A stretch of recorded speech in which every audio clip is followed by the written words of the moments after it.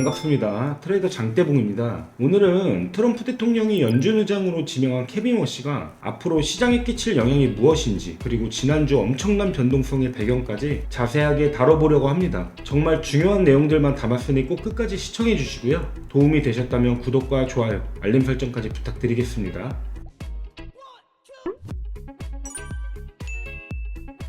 지난주 금이 최근 40년 만에 최대 낙폭을 기록하고 은은 30% 넘게 폭락했습니다. 비트코인 또한 짧은 시간에 20% 이상 하락하면서 암호화폐 시장 전체를 끌어내렸습니다. 당시의 차트를 보면 금융위기나 전쟁이 터진 것처럼 보이지만 이번 하락의 원인은 불황도 아니고 지정학적 충돌도 아닙니다. 이번 급락의 배경에는 도널드 트럼프 대통령이 차기 연준 의장으로 지명한 케빈 워시라는 인물에 있습니다. 케빈 워시는 어떤 사람에게는 비트코인을 이해하는 연준 의장이고 또 어떤 사람에게는 유동성을 말려버릴 최악의 매파로 보일 수 있는 인물입니다. 시장은 지금 케빈 워시가 연준에서 돈을 더 풀 사람인지 아니면 조이기 시작할 사람인지를 아직 확신하지 못하고 있습니다. 그 결과 유동성이 계속 늘어날 거라는 기대 속에서 움직이던 비트코인과 금과 은은 연준의 태도가 바뀔 수 있다는 신호에 한꺼번에 흔들리고 있습니다.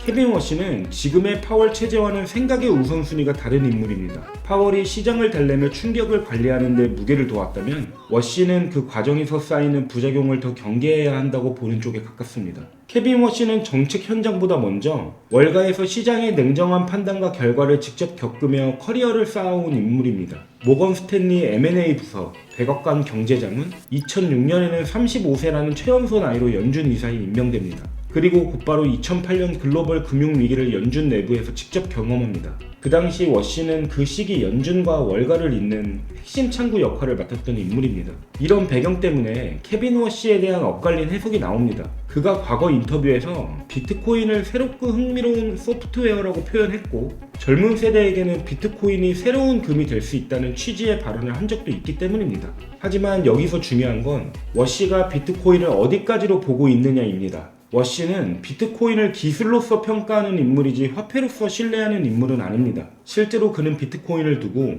소프트웨어이지 돈은 아니다라고 분명히 선을 그어왔습니다. 즉 워시는 비트코인을 금지하거나 억압하려는 인물은 아니지만 동시에 비트코인 가격 상승을 연준의 정책 목표로 삼을 사람도 아니라는 뜻입니다. 시장이 이렇게까지 흔들리는 이유를 단순히 비트코인에 대한 워시의 개인적 입장 때문으로 보기는 어렵습니다. 진짜 핵심은 다른 데 있습니다.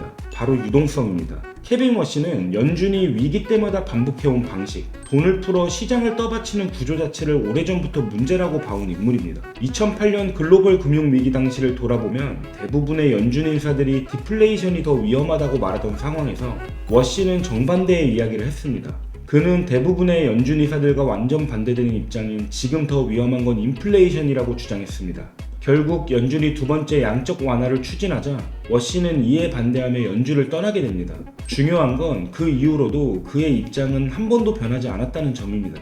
현재도 워시는 연준의 몸집은 이미 너무 커졌고 시중에 풀린 돈은 과해졌으며 그 결과 시장은 스스로 통제할 힘을 잃었다고 보고 있습니다.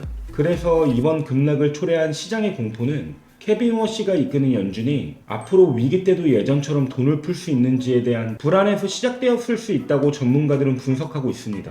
케빈 워시는 트럼프 대통령이 지명한 인물이지만 두 사람이 바라보는 정책의 방향은 같지 않습니다. 도널드 트럼프 대통령은 성장 회복, 늘어난 부채 부담 완화, 주가 방어 등 여러 가지 이유로 금리 인하를 강력하게 원하고 있습니다. 문제는 금리 인하가 이자율만 조정하는 조치에 그치지 않는다는 점입니다. 금리가 내려가면 기업과 사람들이 돈을 빌리는 부담이 줄어들고 투자자들은 더 높은 수익을 찾아 위험자산으로 다시 시선을 돌리게 됩니다. 결국 금리 인하가 이어질 경우 시장에서는 돈의 흐름이 빨라지고 손실에 대한 경계도 점점 느슨해질 수밖에 없습니다. 워시는 바로 이 지점을 문제 삼아온 인물입니다. 그는 오래전부터 시장의 자금이 너무 쉽게 풀리면 가격이 왜곡되고 무리한 투자들이 쌓이며 그 결과는 결국 더 큰 충격으로 되돌아온다고 말해왔습니다. 그래서 시장이 주목하는 건 정책 방향 그 자체라기보다 이 두 입장이 어디에 맞춰질지입니다. 케빈 워시가 정치적 요구에 맞춰 완화적인 정책으로 움직일지 아니면 자금 공급에 분명한 선을 긋는 선택을 할지에 대한 정확한 입장을 내비추기 전까지는 시장은 계속해서 불확실성을 가격에 반영할 것으로 보고 있습니다. 지금의 변동성은 그 결정을 기다리는 과정에서 나타나는 움직임에 가깝습니다. 실제로 시장이 급락한 이후 폭스뉴스와의 인터뷰에서 도널드 트럼프 대통령은 케빈 워시를 연준 의장으로 지명한 자신의 선택을 두고 실수라는 표현을 사용했습니다. 이는 워시 지명 이후 시장이 매파적인 연준 의장에 대한 부담을 가격에 빠르게 반영했다는 점을 트럼프 대통령 역시 인식하고 있음을 보여주는 대목입니다. 앞으로 트럼프 대통령이 연준 의장에 대한 시장의 반응을 어디까지 받아들이고 어떤 선택으로 방향을 잡을지 계속해서 지켜보면서 업데이트 해드리도록 하겠습니다.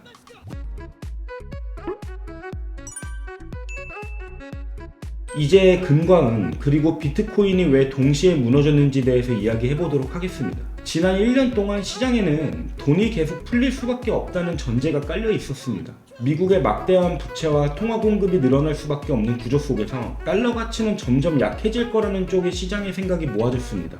이런 전제 아래에서 현금 가치 하락에 대비한 자산들은 금과 은을 향해 모여가기 시작했습니다. 하지만 케빈 워시가 지명되고 나서 시장의 생각이 바뀌기 시작했습니다. 앞으로는 돈을 계속 풀어주는 연준이 아니라 자금 공급에 제동을 걸 수 있는 연준이 등장할 수도 있다는 가능성이 열렸기 때문입니다. 그리고 그동안 같은 전제 위에 쌓여있던 금과 은을 향한 강한 매수세가 꺾이기 시작했고, 이 과정에서 청산 위기에 직면한 투자자들이 비트코인과 같은 위험 자산을 매각하면서 시장의 연쇄 하락이 이어졌습니다. 시장은 빠르게 흔들렸고, 이 과정에서 일반 투자자들의 패닉셀까지 겹치면서 시장은 급락을 피할 수 없었습니다. 하지만 아직 케빈 워시가 이끄는 연준이 실제로 출범한 상황도 아니고, 현재 미국 경제 상황을 함께 고려하면 이번 반응을 그대로 받아들이기보다는 신중하게 해석할 필요가 있다는 의견이 전문가들 사이에서 나오고 있습니다. 미국의 부채 구조를 고려하면 장기적으로 통화 공급을 완전히 멈추는 선택은 현실적으로 쉽지 않기 때문입니다.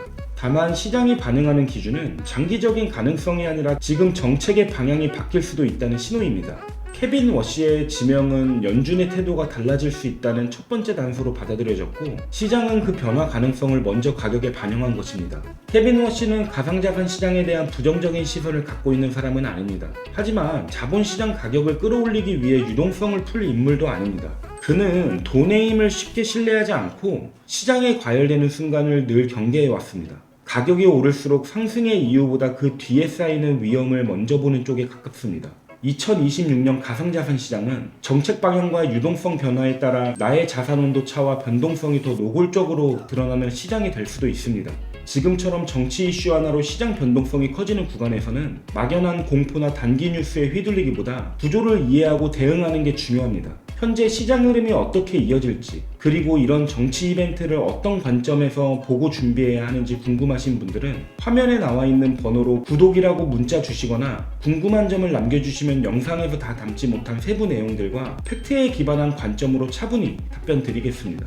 또한 저희 팀이 실제로 이런 변동성 구간을 어떻게 바라보고 있는지, 실시간 공유되는 매매 관점과 인사이트가 궁금하신 분들은 더보기란에 있는 스터디 입장하기를 통해 관련 내용을 확인하실 수 있습니다. 오늘 영상이 도움이 되셨다면